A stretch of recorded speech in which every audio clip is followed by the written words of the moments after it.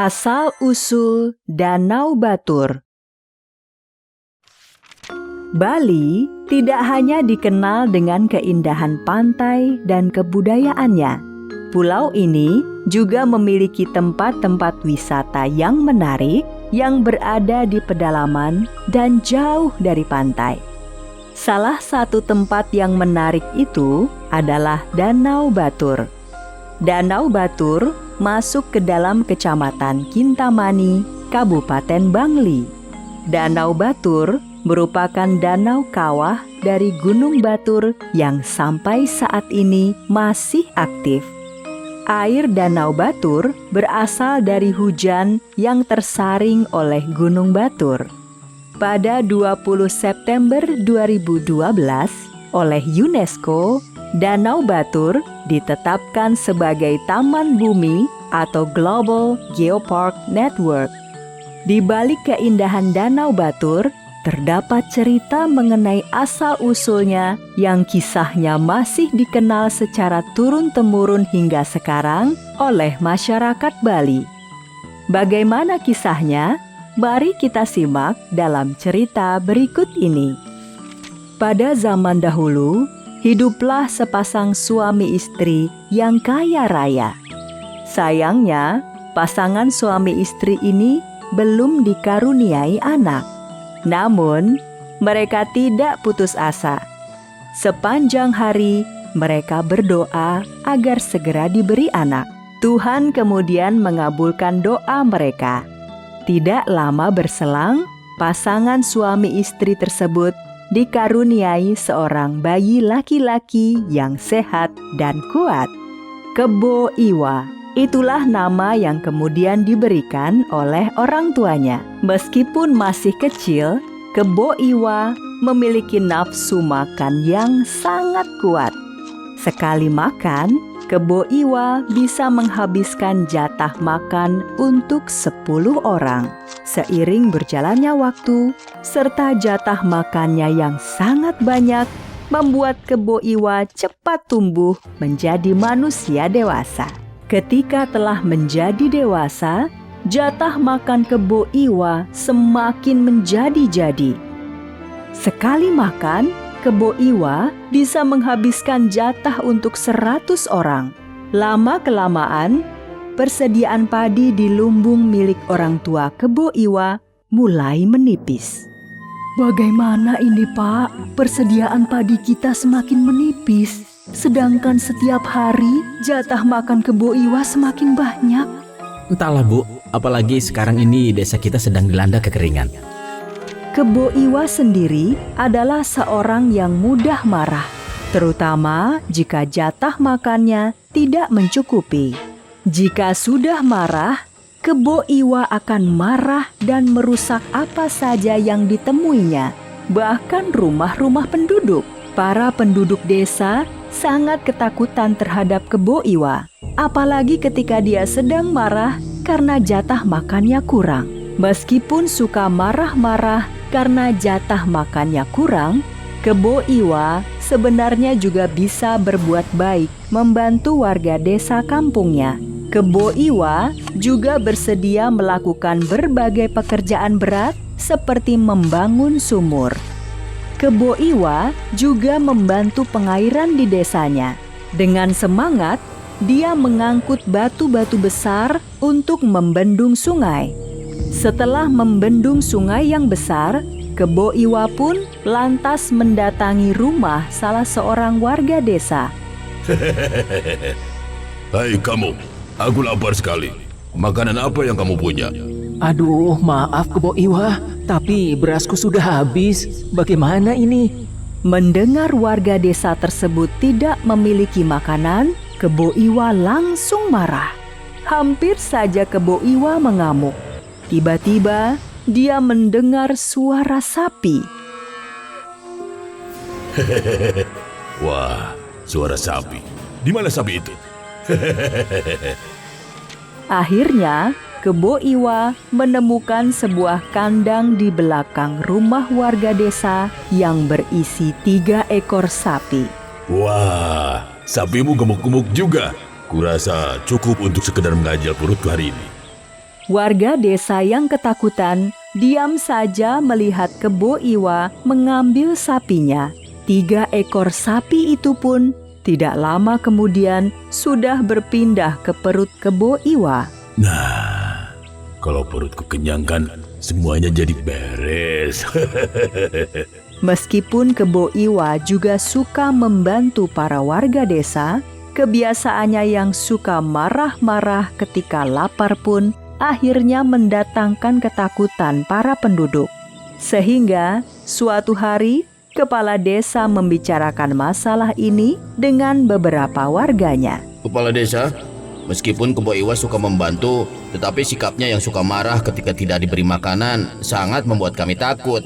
Benar kepala desa, kita harus berbuat sesuatu. Belum lama ini, Kebo Iwa memakan 3 ekor sapi saya. Padahal hanya sapi-sapi tersebut yang saya punya untuk membajak sawah. Aku pun sebenarnya juga khawatir dengan masalah ini. Tapi siapa yang berani menghadapi Kebo Iwa? Beberapa hari kemudian, terlihat beberapa warga membawa makanan ke rumah kepala desa. Makanan yang terkumpul pun sangat banyak. Selain makanan, para penduduk juga mengumpulkan batu-batu kapur dalam jumlah yang sangat banyak. Kepala desa, sebenarnya untuk apa makanan yang sangat banyak ini? Dan juga batu-batu kapur ini untuk apa? Tenanglah, aku punya rencana untuk mengatasi masalah Kebo Iwa. Nyam, nyam, nyam. Waduh, aku masih lapar nih. Kebo Iwa yang masih lapar itu kemudian didatangi oleh kepala desa dan beberapa warga. Hei, kenapa kalian datang ke sini? Apa kalian punya makanan? Aku masih lapar. Itulah tujuan kami ke sini. Kami punya banyak makanan dan akan memberikan semuanya. Asalkan kamu bersedia membantu kami. Ah, yang benar. Asal ada makanan, aku siap membantu kalian. Memangnya, apa yang bisa aku bantu? Selama ini sudah banyak rumah yang kamu rusak. Kami harap kamu bisa membangunnya kembali. Itu karena kalian tidak mau memberiku makan yang cukup. Tenanglah Kebo Iwa, kami akan memberimu makanan yang cukup banyak. Asalkan engkau membangun kembali rumah-rumah yang rusak tersebut. Baiklah, asalkan ada makanan, semuanya beres. Dan ada satu lagi, selama ini desa kita kekeringan, sehingga banyak yang gagal panen. Akibatnya, kami tidak bisa memberikan makanan yang cukup untukmu. Terus, aku harus bagaimana? Di dalam tanah masih banyak air. Kamu bisa membuat waduk dengan menggali tanah yang dalam. Dengan adanya waduk, maka sawah-sawah tidak akan kekeringan. Sehingga kami bisa memberikan makanan yang cukup untukmu. Tenanglah, selama ada makanan yang banyak, Kebo Iwa siap membantu pembangunan di desa ini. Tidak menunggu lama, Kebo Iwa segera memperbaiki rumah-rumah yang rusak akibat perbuatannya sendiri. Rumah-rumah sudah selesai aku perbaiki. Sekarang, mana makanannya? Sabar dulu, jangan lupa buat waduk di sana. Dengan kekuatanmu, tidak membutuhkan waktu lama untuk membuatnya. Ya, baiklah, tidak masalah. Hei kepala desa, untuk apa batu kapur sebanyak ini? Kami warga kampung ingin membuatkan sebuah rumah besar untukmu. Tentunya membutuhkan banyak batu kapur kan? Wah, sungguh kebaikan kalian membuatku terharu. Iming-iming makanan banyak dan rumah besar membuat Kebo Iwa bekerja dengan semangat. Tanah lapang tersebut segera digali oleh Kebo Iwa dengan menggunakan kedua tangannya yang kuat. Tak lama kemudian, air mulai keluar dari lubang yang dibuat Kebo Iwa. Hei, kepala desa, lihat, airnya sudah keluar. Air yang keluar masih sedikit. Sawah yang kekeringan sangat luas. Kamu harus menggali lebih dalam lagi. Baiklah kalau begitu. Kebo Iwa bekerja sangat giat sampai malam hingga keesokan paginya. Lubang yang dibuatnya sangat besar dan air keluar dengan melimpah. Bahkan tanah galian sampai menggunung di sebelah lubang yang dibuat Kebo Iwa. Sementara itu, para warga desa mendatangi Kebo Iwa sambil membawa makanan yang sangat banyak. Hai Kebo Iwa, istirahatlah dulu. Ini makanan yang kami janjikan untukmu. Daripada kamu capek-capek naik ke atas, kami lemparkan saja makanan ini ke bawah sana. Nah, begitu dong. Mana? Cepat. Kebo Iwa pun makan dengan sangat lahap hingga semua makanan habis. Karena kekenyangan, Kebo Iwa pun akhirnya mengantuk dan tertidur di dalam lubang besar yang penuh air itu.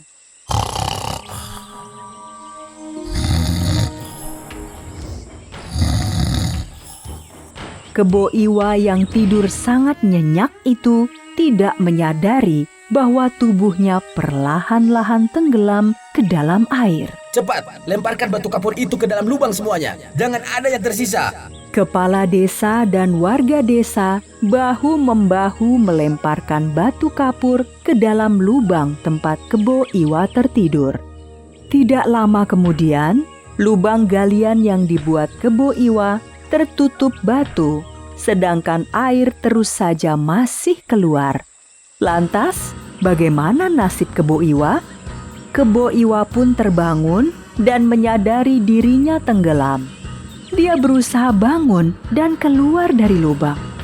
Namun terlambat. Batu-batu kapur yang sangat besar dan banyak telah menimpanya. Tidak lama kemudian, Kebo Iwa pun mati tenggelam di dalam lubang yang digalinya sendiri. Lubang yang dibuat Kebo Iwa terus-menerus mengeluarkan air yang sangat banyak. Akibatnya, lubang tersebut perlahan-lahan berubah menjadi danau. Sedangkan galian tanah yang menumpuk tinggi berubah menjadi sebuah gunung di pinggir danau tersebut. Di kemudian hari, danau tersebut dikenal dengan nama Danau Batur. Sedangkan gundukan tanah yang berubah menjadi gunung tersebut dikenal dengan nama Gunung Batur. Asal-usul Danau Maninjau. Cerita dari Sumatera Barat. Danau Maninjau merupakan salah satu danau vulkanik yang terletak di Kabupaten Agam, Provinsi Sumatera Barat. Danau vulkanik adalah danau yang terbentuk dari adanya aktivitas gunung berapi. Biasanya, danau vulkanik terjadi akibat letusan gunung berapi yang sangat besar. Sebagaimana halnya danau-danau lainnya di Nusantara, Danau Maninjau juga memiliki kisah asal-usulnya. Pada zaman dahulu kala, hiduplah 10 bersaudara di sebuah kampung yang terletak di kaki Gunung Sitinjau. 10 bersaudara itu terdiri dari 9 orang laki-laki dan adik bungsu mereka seorang perempuan. Anak pertama bernama Kukuban dan adik bungsu mereka bernama Sani. Tidak jauh dari rumah mereka tinggal, hiduplah seorang kaya raya bernama Datuk Limbatang. Datuk Limbatang memiliki seorang anak laki-laki bernama Giran. Datuk Limbatang adalah seorang yang sangat baik hati dan pemurah. Dia sering membantu kebutuhan dari 10 bersaudara yang yatim piatu tersebut.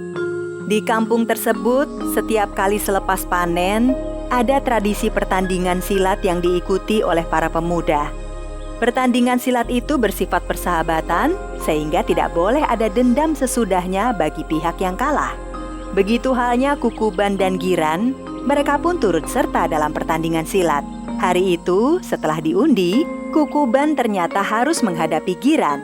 Kukuban rupanya bertanding dengan penuh semangat, sehingga Giran kewalahan dibuatnya. Bahkan Giran semakin terdesak, hingga sebuah tendangan Kukuban mengarah ke wajah Giran. Aduh, kakiku sakit sekali. Udah, maafkan aku. Aku sungguh tidak bermaksud melukai kaki Uda. Kakiku sakit sekali, sepertinya patah. Kukuban pun akhirnya pulang dengan dipapah oleh seorang warga kampung.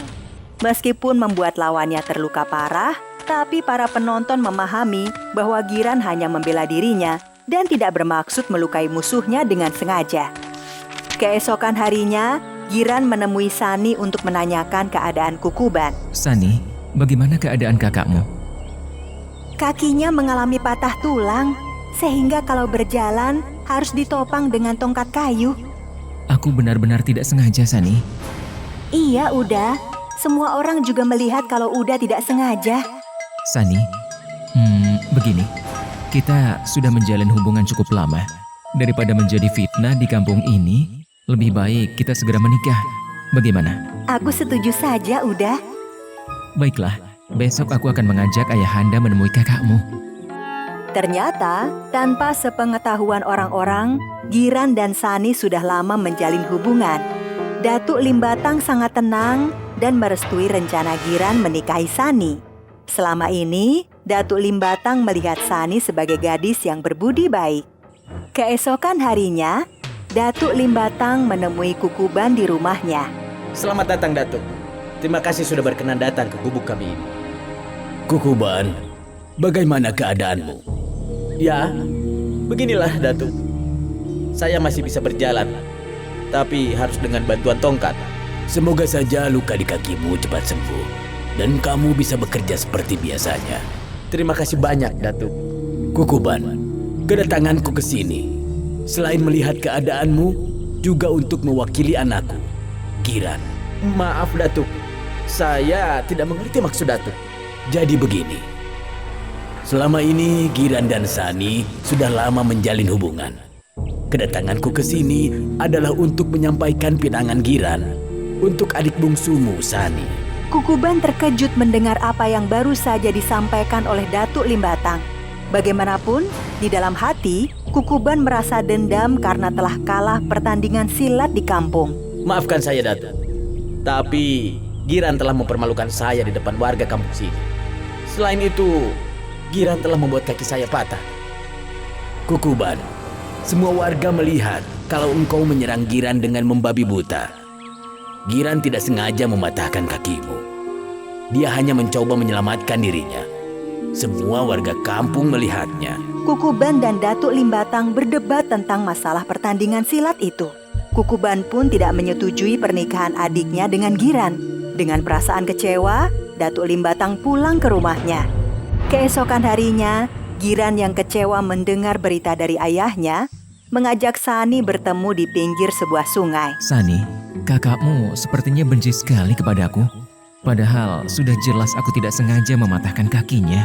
Entahlah, Uda. Sepertinya Uda Kukuban sangat pendendam. Tiba-tiba saja, Giran melihat kaki Sani berdarah. Sani, kenapa kakimu berdarah? Iya, Uda. Tadi dalam perjalanan ke sini, kakiku tersangkut tanaman berduri. Sini, biar aku obati. Ternyata, beberapa warga kampung telah mengikuti dan mengawasi Giran dan Sani dari jauh. Kukuban sengaja meminta warga kampung mengawasi Sani dan Giran. Ketika Giran sedang mengobati kaki Sani, para warga desa itu segera keluar dan menangkap mereka. Giran dan Sani dibawa oleh warga ke tengah kampung. Giran dan Sani pun diadili oleh warga kampung karena dianggap telah melakukan perbuatan yang memalukan serta melanggar etika. Meskipun sudah berusaha menjelaskan apa yang sebenarnya terjadi, tetapi warga kampung tetap tidak mempercayai Giran dan Sani. Para warga pun membawa Giran dan Sani ke tepian kawah Gunung Tinjau. Sesampainya di tepian kawah Gunung Tinjau, para warga bersiap melemparkan Giran dan Sani ke dalam kawah yang mengeluarkan asap putih tersebut. Sesaat sebelum warga kampung melemparkan mereka berdua, Giran tiba-tiba saja berdoa dengan suara yang keras. Ya Tuhan, jika kami tidak bersalah, maka letuskanlah Gunung Tinjau ini sebagai pelajaran bagi mereka. Para warga yang mendengar doa Giran pun menjadi cemas, terutama Kukuban. Setelah mengucapkan doa tersebut, Giran dan Sani melompat ke dalam kawah. Para warga kampung berdiri di tepian dan melihat ke dalam kawah.